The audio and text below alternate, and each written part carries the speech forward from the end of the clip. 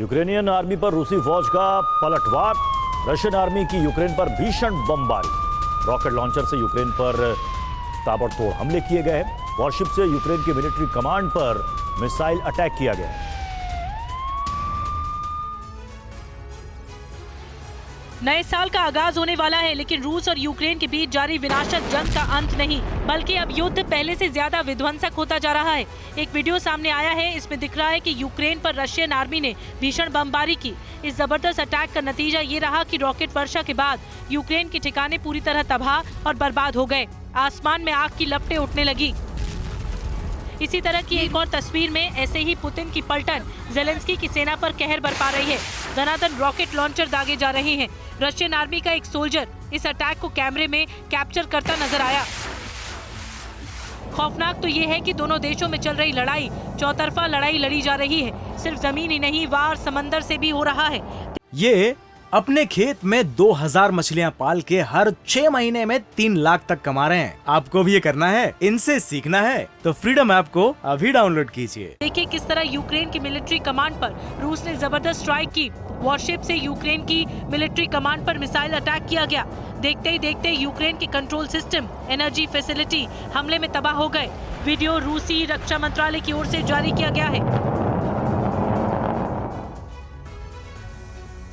और नए साल में विध्वंसक तैयारी में रूस की नेवी नजर आ रही है। रूसी नेवी में शामिल होंगी 5 विध्वंसक पनडुब्बियां।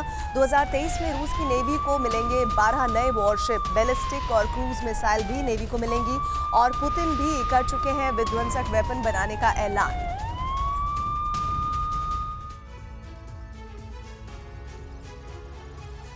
प्रेसिडेंट पुतिन ने 2023 के लिए विध्वंसक प्लान तैयार किया है। रूस अपनी समुद्री ताकत को बढ़ाने में लगा है।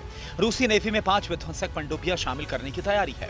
इसके अलावा 2023 में रूस की नेवी को मिलेंगे 12 नए वॉरशिप्स। नेवी को बैलिस्टिक और क्रूज मिसाइल भी मिलेगी।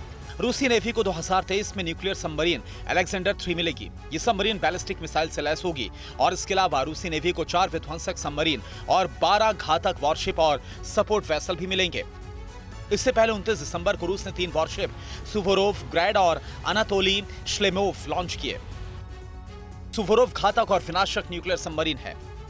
यह एटमी और बैलिस्टिक मिसाइलें दागने में सक्षम है। सुवोरोव 16 बैलिस्टिक मिसाइलें लेकर जा सकती है।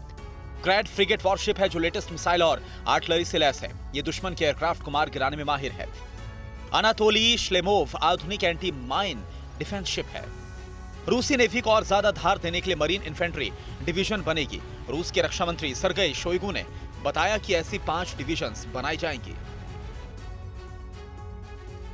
और रूस ने Tu-22M3 बॉम्बर को अपग्रेड किया है।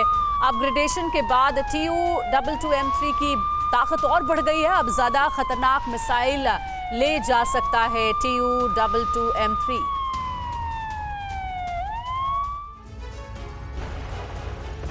इस बारूदी घमासान में सबसे बड़ी जोर आजमाइश हथियारों को लेकर हो रही है। इसलिए रूस ने अब अपने Tu-22M3 बॉम्बर को अपग्रेड कर लिया है। अपग्रेडेशन के बाद Tu-22M3 की ताकत पहले के मुकाबले ज्यादा बढ़ गई है। Tu-22M3 अब ज्यादा खतरनाक मिसाइल ले जा सकता है, जबकि यह आसमान में रूस की ताकत को दिखाने वाला Su-35 फाइटर जेट है।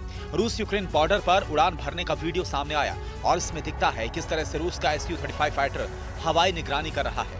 वहीं रूस और बेलारूस की सेना ज्वाइंट मिलिट्री एक्सरसाइज कर रही है। दोनों सेनाओं का T-80 टैंक से युद्धाभ्यास का वीडियो सामने आया। दरअसल युद्ध के मद्देनजर मिलिट्री ड्रिल को काफी अहम माना जा रहा है और इससे पहले बेलारूस खुलकर रूस का समर्थन भी कर चुका है, जबकि रूसी राष्ट्रपति पुतिन खुद बेलारूस भी पहुंचे थे। इसके बाद बेलारूस में रूसी हथियारों की मूवमेंट देखी गई है। अब ये वॉर एक्सरसाइज जेलेंस्की की सेना के लिए बड़े खतरे की घंटी मानी जा रही है।